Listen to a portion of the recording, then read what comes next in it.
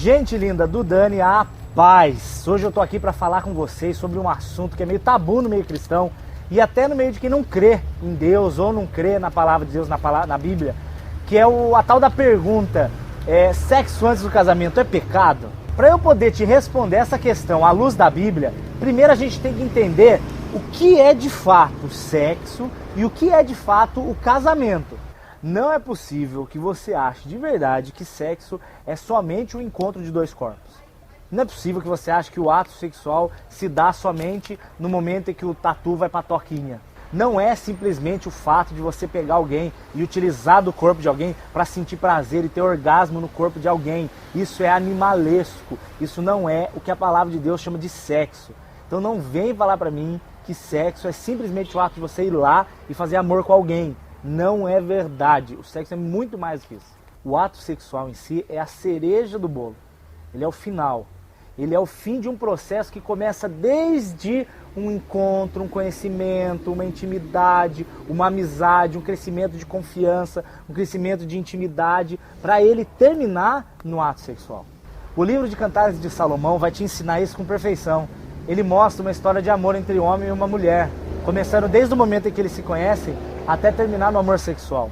Ele passa por 3 tipos de amor, que na palavra de Deus, no hebraico, você vai encontrar 3 palavras diferentes, que no português está traduzido como amor.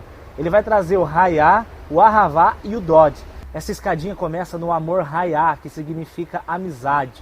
Ela continua pelo amor ahavá, que do hebraico quer dizer intimidade. E ela vai culminar no que quer dizer dod, que é o amor sexual. O sexo que a Bíblia fala é todo esse conjunto. Não é simplesmente o ato de ir lá e ter um encontro entre carne e carne e ter um orgasmo e fim. Isso não é assim que a Bíblia chama de sexo.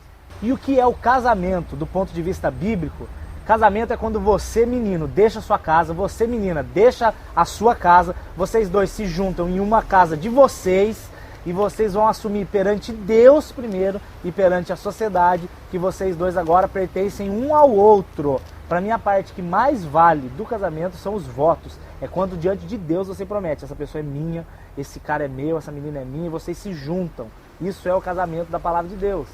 E como nós estamos sujeitos à lei dos homens, você passa pelo cartório, vocês assinam e vocês fazem aí a comunhão de bens, enfim, vocês conversam e decidem. Mas tem que passar por esse processo para se legitimar um casamento perante Deus. Hoje nós vemos o mundo querendo destruir tudo o que Deus chama de casamento. Hoje a ideia de se casar com uma mulher só para sempre ou com um homem só para sempre é tratado como tolice pelo mundo. Satanás está querendo destruir essa ideia de que Deus uniu para sempre, de que o que Deus uniu o homem não separa. Outra coisa que Satanás está querendo destruir é a ideia de Deus de que o casamento tem que ser entre homem e mulher. Hoje está liberado, hoje é quem quiser com quem, com quantos quiser, etc. Sendo que o padrão bíblico é menininho e menininha. Satanás também está tentando destruir essa imagem da família e do casamento. E o terceiro ponto é a questão da fidelidade. Hoje você vê casais tratando a ideia de ter um relacionamento aberto como algo que apimenta a relação. Todos os pilares que a Bíblia que a Bíblia traz como a construção de um casamento saudável, hoje o mundo está tentando destruir. Então abra os seus olhos, querido, não seja contaminado pelas influências do mundo, mas se permaneça na palavra de Deus. Depois de entender o que é o sexo e o que é o casamento bíblico, agora nós vamos partir para a questão do pecado. Quando que é pecado? É a chamada fornicação. Estou aqui na minha mão com o dicionário bíblico, e o dicionário bíblico traz fornicação como sendo o ato sexual praticado com alguém não cônjuge. O ato sexual praticado com alguém que não é o seu marido ou a sua esposa. Qualquer tipo de prática sexual cometida sem ser com a sua esposa ou com o seu marido perante Deus, perante a igreja, isso é considerado fornicação e isso é um pecado digno de condenação, caso não haja arrependimento e fuga e abandono dessa prática. Quero ler com vocês aqui Apocalipse 21, a partir do capítulo 7. Aquele que vencer, ele dará todas as coisas. Mas olha o verso 8. Porém, quanto aos tímidos, incrédulos, os abomináveis, homicidas, os fornicadores, feiticeiros e idólatras e mentirosos, a sua herança será o lago que arde com fogo e enxofre, que é a segunda morte. A Bíblia ela trata a fornicação como algo muito sério, é algo que você tem que fugir urgentemente. Não existe essa desculpa de que se for feito com amor, não tem pecado. O que a palavra de Deus diz é clara, a fornicação é pecado. Outra coisa que tem que ser levada em conta. O ato sexual, ele não envolve só... Tire as crianças da sala, enfim, não era nem para criança estar vendo esse vídeo. O ato sexual, ele não envolve só no pênis introduzido na vagina. Tem gente que acha, e uma menina uma vez chegou para mim e falou, Dani, mas eu não cometo fornicação com meu namorado, eu vou casar virgem, porque a gente só faz sexo anal. Queridão, o sexo anal, primeiro porque é abominação, é sodomia. A Bíblia trata isso como abominação, 1 Coríntios capítulo 6, mas isso é impensável para o casal. Agora, sexo anal, sexo oral, sexo vaginal, a masturbação, qualquer tipo desses assuntos, antes do casamento, o que gera prazer, o que faz a pessoa ter orgasmo é sexo. E se é sexo, é fornicação. E é para ser feito só com a sua esposa, depois do casamento, ou só com o seu marido, depois do casamento. Não é para fazer antes, eu estou te avisando, a palavra de Deus está avisando. Se você a partir de hoje continuar fazendo essa prática, e Jesus voltar e você estiver nessa prática, você não vai ser salvo. Quem está falando isso é a palavra de Deus. Foge, seu louco. O sexo oral no casamento já é outro assunto que eu posso fazer até um vídeo depois, mas ele entra na questão do consenso. Se você concordar, se a sua esposa entrar em concordância com você, sorte sua. Vai pra cima, aproveita aproveita o outro, enfim, a intimidade é de vocês. A única regra é a sodomia, é abominação. Pelo amor de Deus, é impensável. Você fala que é nojento, não é anatômico e crê em Deus Pai. Coitada da mulher, deve machucar a mulher, não quer nem pensar, tadinha. Agora eu quero falar com vocês sobre um assunto muito sério, chama laço de alma. O Salmo 91 fala que aquele que habita no esconderijo do Altíssimo, a sombra do Senhor descansará. Mais pra frente ele fala assim que o Senhor nos livrará do laço do caçador. Que laço é esse? Que prisão é essa? Você já percebeu que um casal que faz sexo antes do casamento, fora da bênção, casalzinho na igreja, namoradinho, eles têm uma dificuldade quase que demoníaca de um se livrar do outro, de esquecer traumas, ciúmes, briga, desconfiança um com o outro, a pessoa carrega, ela quer terminar com a pessoa, sabe que não está sendo de Deus para ela, ela não consegue, as pessoas estão presas. Que prisão é essa? Isso é o laço de alma causado por causa do sexo. Eu quero ler isso com vocês, ó. Está em 1 Coríntios capítulo 6. A partir do verso 16, a palavra de Deus vai falar assim: vocês não sabem que aquele que se une a uma meretriz se torna um só corpo com ela? Pois como foi dito, os dois serão uma só carne. Mas aquele que se une ao Senhor é um só com Ele. Aleluia. Deveria ser assim, né? Fujam, presta atenção, verso 18. Fujam da fornicação. Algumas Bíblias trazem prostituição no lugar, mas a palavra certa aqui é fornicação. Qualquer outro pecado que o homem comete é fora do corpo, mas aquele que fornica peca contra o seu próprio corpo. Ou vocês não sabem que o vosso corpo é santuário do Espírito Santo que habita em vocês, do qual possuí da parte de Deus. Vocês não são de vocês mesmos. Vocês foram comprados por preço. Portanto, glorificai a Deus. Aleluia. Deixa eu te falar agora. Uma vez, há muito tempo atrás, eu estava discipulando um rapaz, um amigão meu, e ele, num dia de retiro, ele não quis ir no retiro, ele preferiu ir pro carnaval. E eu falei para ele, querido, você conhece a palavra de Deus, vamos com a gente. Ele falou, não, quero ir pro carnaval, foi. E eu fui pro retiro. Quando eu voltei do retiro, tinha ligação perdida dele, um monte de ligação perdida no meu celular, ele queria falar comigo urgente. E eu não sabia o que era, fui lá falar com ele. Aí ele me chamou para conversar e ele estava com uma cara apavorada.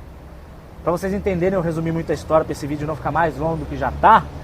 Ele conheceu uma menina lá, começou a se envolver com a menina, dormiu com a menina, teve relações sexuais com a menina, usou droga junto com a menina, passou o feriado de carnaval inteiro junto com a menina. Quando ele voltou e ele tentou ir para casa dormir, ele deitou para dormir e ele começou a ter sonhos muito estranhos. E nesses sonhos ele via as tatuagens que ela tinha nas costas, falando com ele. E essas tatuagens falavam com ele o seguinte: você é meu, e eu sou Baal. Quando ele falou isso, me arrepiou muito, porque Baal é o nome do demônio no Velho Testamento da palavra de Deus. Se o menino conhecesse o Velho Testamento e soubesse quem era Baal, eu entenderia que foi o subliminar dele mexendo. Mas ele chega para mim e pergunta, Dani, o que é Baal? Ele nunca tinha ouvido falar, ele não sabia o que era. Como que ele ia conseguir na mente dele bolar uma palavra que ele nunca tinha ouvido o que era, sendo que é uma palavra que existe, é justo o nome de um dos maiores demônios que tem. Isso foi porque ele estava com laços de alma com aquela menina, que ele tinha se envolvido, porque aquela menina mexia com artes das trevas e aquilo contaminou a alma dele. Só um pause, se você está assistindo e você não está acreditando em nada do que eu estou falando, você não está rejeitando a mim, você está rejeitando a palavra de Deus. E eu sinceramente não sei o que você está fazendo nesse vídeo. Acho melhor você assistir Pânico, assistir Faustão, assistir Jô Soares, assistir qualquer coisa, qualquer outra coisa, porque isso aqui eu estou falando para quem crê, esse é um vídeo para quem crê. Se você não crê, você está perdendo seu tempo, mas vamos continuar. A questão é que espiritualmente o sexo não acaba no momento em que os dois têm o orgasmo, ejaculam, terminam, tomam banho, acabou o sexo. Não, não é verdade. Espiritualmente falando, houve ali uma junção de almas, traumas, sentimentos, até coisas ruins do tipo demônios podem ter se envolvido entre uma vida e outra. É para deixar você com medo mesmo, para você entender o perigo espiritual do que você está fazendo. Você que está achando aí que sexo com qualquer uma, eu vou lá, faço sexo com uma, depois transo com a outra, depois vou com a outra, depois vou lá e peço perdão para Deus. Não é assim. Ele perdoa se houver arrependimento e deixa, e abandona o pecado. Provérbios 28:3, aquele que confessa o seu pecado e o deixa, alcança a misericórdia. Mas o que esconde as suas transgressões não vai prosperar. Dani, então eu tô ferrado, o que aconteceu comigo? Tô lascado. Calma. Primeiro de tudo, você vai fazer o seguinte, você vai parar, a hora que acabar esse vídeo, você vai pro seu quarto, você vai ajoelhar, você vai confessar o que você fez a Deus e você vai pedir perdão para Ele com todo o seu coração. Você vai falar, Senhor, tenha misericórdia de mim. O que eu fiz na burrice e na ignorância. Não impute sobre mim esse pecado, mas tenha misericórdia de mim. A primeira coisa que você vai fazer é clamar misericórdia para Deus. A segunda coisa que você vai fazer, você vai rejeitar todo o laço que o diabo tem na sua vida.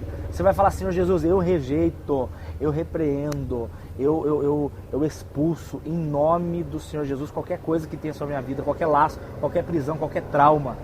Porque é por isso que você está tão preso com o seu ex ou com a sua ex. É por isso que você não consegue arranjar ninguém, que você só fica pensando no outro. Você ainda está preso com ele. As suas almas ainda estão enlaçadas. Você precisa ter isso quebrado diante de Jesus Cristo, cara.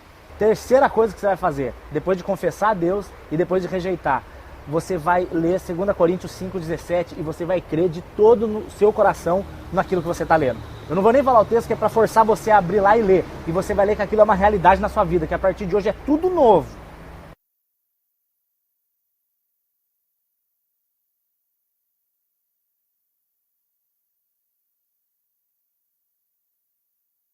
Que o Senhor Jesus tenha misericórdia de você, porque fugir das tentações do sexo é difícil, é pavoroso. Tem dia que você acorda, eu na época de solteirice eu acordava fulminando hormônios, é desesperador.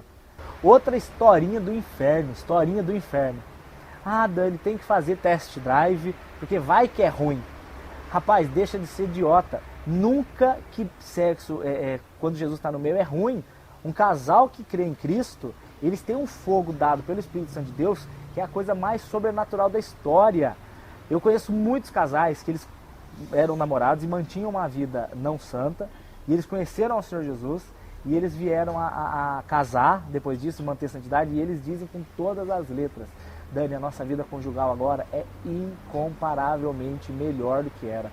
O sexo agora sem culpa, sem peso, sabendo que o Senhor Jesus se alegra do que está acontecendo, é 1 bilhão de trilhões de vezes melhores. Nem se compara o sexo feito debaixo da bênção com o sexo feito escondido no escuro, sabendo que está errado e sabendo que o Senhor Jesus não aprova. Em nome de Jesus, por amor à tua alma, por amor à tua vida, pela tua salvação, fuja do sexo antes do casamento, porque isso não é brincadeira.